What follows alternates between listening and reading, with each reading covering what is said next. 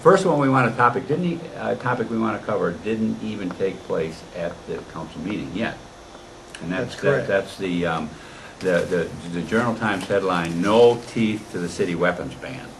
So we're talking about prohibition in municipalities can't be enforced without an ordinance. I just want to throw this one thing in because I know you're going to cover it anyway, but I want to remind you to cover it, and that is that this idea that if we're going to limit the number of people, the people going in there that can carry a weapon, like at the council meetings, my concern is that the people that would come in there and do damage are going to do it anyway. The only people you're really preventing from coming in there are going to be the law-abiding citizens that maybe could have shot back at whoever comes in and decides to assault the council. So go ahead, take it from there, Alderman Marcus. Well, I'm hoping that we don't end up with a shootout at the OK Corral in room 205. Talk to that about the guys at University of Virginia or wherever it was. My hope certainly is that isn't going to come up. The mayor issued a ban on concealed weapons as an executive order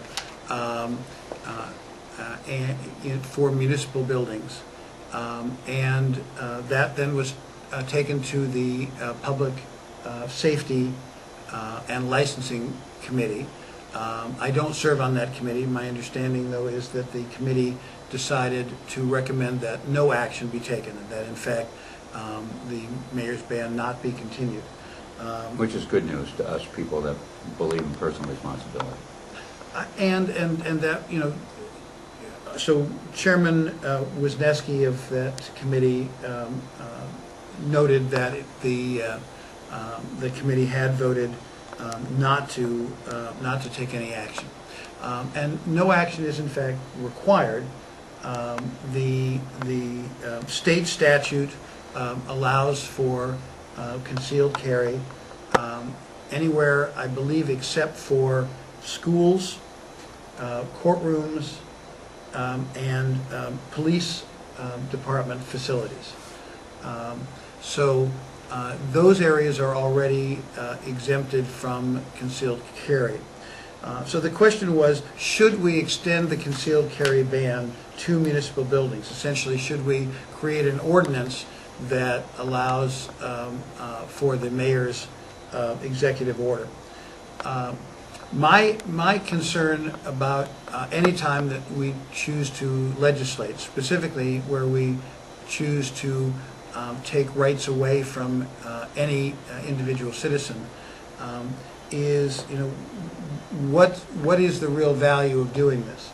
And my concern is that since there won't be any metal detectors and there won't be any other form of overt surveillance to identify anyone who's violating that ordinance, that the ordinance in fact will have no teeth, and essentially the only people who will be following it will be those who follow and adhere to the law, and those who choose not to adhere to the law will go by undetected, as they currently do. And in fact, you know, prior to any concealed carry laws being passed in the state, and we are the 49th state to allow for concealed carry,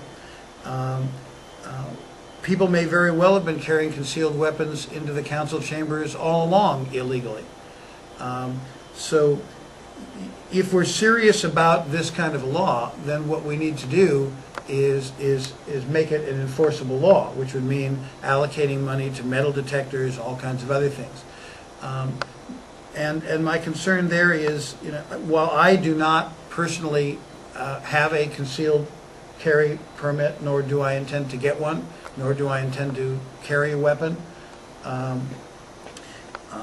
the fact that people have the right to do so has, you know, is a both constitutional and state law permitted activity, state law right. And before we abridge that right, we ought to have darn good reason for doing it. And if our reasoning isn't even going to be backed up with any kind of effort to enforce it, then I don't see the point in having that law. As a matter of fact, and I think you bring up a really good point there, because if we're going to not allow them in schools, which I don't have a particular big objection to. I think the schools would be better off if certain people did carry them, like school teachers and principals and janitors and things like that, because we've seen what's going on in some of these situations in schools where somebody goes in and starts shooting up students and teachers. But at the same time, if we're going to enforce it, we need to have, like they have over at the county courthouse. You go into the county courthouse, and they're ready to enforce it. You go in there, they're looking for scissors, cell phones, anything that comes through the metal detector. They're saying, you know, you can't bring that stuff in. In the criminal courts. In the criminal court. But there's nothing in the civil courts across the street, and they've been doing fine there. But I just sometimes wonder, maybe we should, if we're going to be concerned about that type of thing, and certainly if you're going to pass a law against it, then you should be enforcing it. And where I really get interesting is at the schools. You know, if you're going to have it in the schools, now you got to have it at the entranceway, so all the students that come in get checked. You know, and to me it's just ridiculous. And of course I take the overall perspective that I think we're better off with them. You know, if somebody's carrying them in there, because then it's less likely that somebody's going to go in there, some wild-eyed person that's on drugs or whatever, goes in and starts shooting people up because he knows there might be a consequence where he's going to get shot back. Well, I am not a concealed carry advocate. However, if that's the law of the land, then we need to have an awfully important reason to take an opposite position.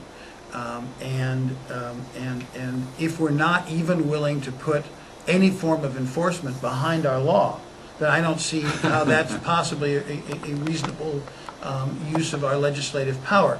I also note that in California, where I'm from, about 30 years ago, maybe almost 40 years ago, there was a major incident that caused changes in how things were done in California. And I mentioned this during the committee of the whole meeting. And that was in Marin County, in a Marin County courtroom, when a defendant was able to get a hold of a bailiff's gun and shoot people throughout the courtroom. There were many people killed or seriously injured in that incident. And all the metal detectors in the world wouldn't have prevented that from happening, because the defendant didn't have the gun when he came in. He took the gun away from a bailiff. So, you know, the issue around guns, I think, is a significant one of public importance. And what I asked at the Committee of the Whole meeting almost 2 weeks ago now, week and a half ago, was for my constituents and the constituents of all of the aldermen to contact their aldermen. Send us an email, give us a phone call, send us a letter. Let us know what your thoughts are. You know, there's a lot of passion around gun ownership, gun carry, and by people who are gun control advocates. I will tell you that now I think 10 days have passed since that meeting was held. You know, this was on Friday the 27th. There was a little over a week, I guess. On Friday the 27th, there was a headline about this. I was quoted in it as well. And I think, you know, my key concern is, as of this date, I have not received one phone call, one email, or one letter from my constituents. So I don't really know how my constituents feel about this issue. And I would certainly like to know. So, and I'm sure that other aldermen you know, would like to know. We gave ourselves a little bit of additional time to try to get input from our constituents. I will certainly solicit that at neighborhood watch meetings that I attend, and other opportunities where I'm meeting one-on-one with constituents. But I would implore you, if you have a view on this issue, either in favor of an ordinance or opposition to an ordinance, please let your alderman know. We'd really value your opinion. Thank you very much for that, Alderman. And I encourage you all to call them and show your independence, would you? All right, whatever.